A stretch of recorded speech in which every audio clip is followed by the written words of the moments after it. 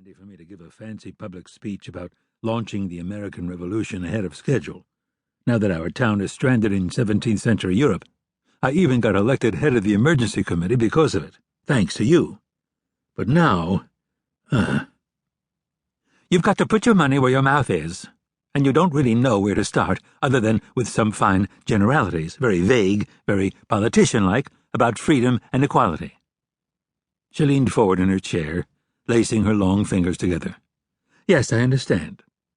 I'll be glad to give you whatever advice I can. Point 2, coming like the tides.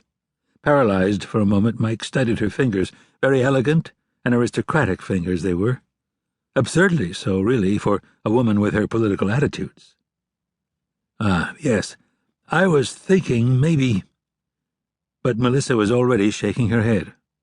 Another characteristic Mike remembered. Melissa Maley was no more likely to let a student frame their own question than she was to provide them with an answer they wanted. Start with the land problem, she said firmly. It stands right at the center of any revolution that shatters the old regime and ushers in democracy and the Industrial Revolution. That was true even in our own American Revolution, though most people don't realize it. He couldn't think of anything better to say than he had as a teenager. Huh?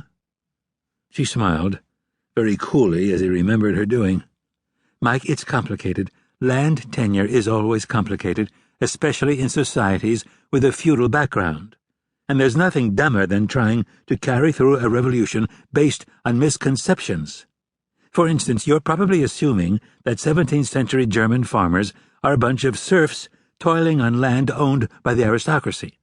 So the simplest way to solve their problem is to expropriate the land from the great nobles and turn it over to the peasants.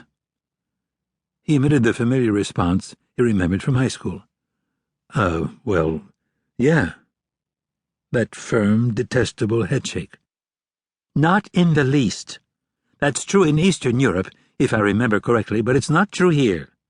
Mind you, my memory of the details of German social history in the early modern period is a little vague now. I haven't studied the subject since college because it's not something we teach in this high school, or any high school in America so far as I know. But I remember enough to tell you that land relations in Germany in this day and age are a tangled mare's nest. If we approach it the wrong way, we're just as likely to infuriate the farmers as the nobility, which is the last thing we want to do. She rose, moved over to one of the bookcases in the living room, and deftly plucked out 2 of the volumes there. I've still got some of the relevant books, fortunately, and I've been refreshing my memory these past few days. Then, as Mike feared she would, she came over and handed one of them to him. Blessedly, the more slender volume. Start with this one. It's Barraclough's The Origins of Modern Germany, and it's still, for my money anyway, the best general history on the subject, even though it was written half a century ago. Quickly and as surreptitiously as possible, he flipped to the end of the book. Not surreptitiously enough, of course. Oh, grow up, she said. It's not even 500 pages long. You can read it in a few days. What's so funny? Despite himself, Mike had started chuckling. Dante's Inferno was shorter than this, and you gave us a month to read that one. You were a callow youth then.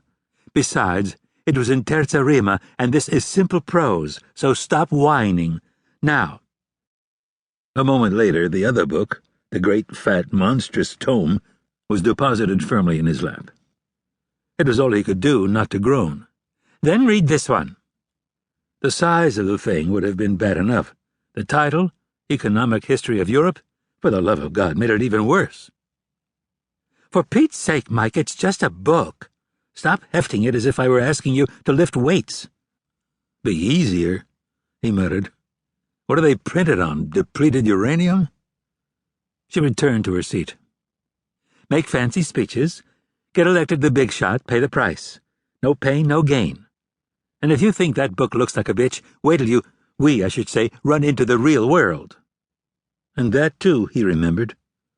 Such an oddly contradictory woman.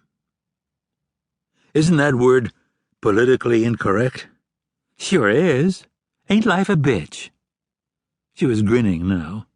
Nothing cool about it. Walking back to his house, listing some from the waiter.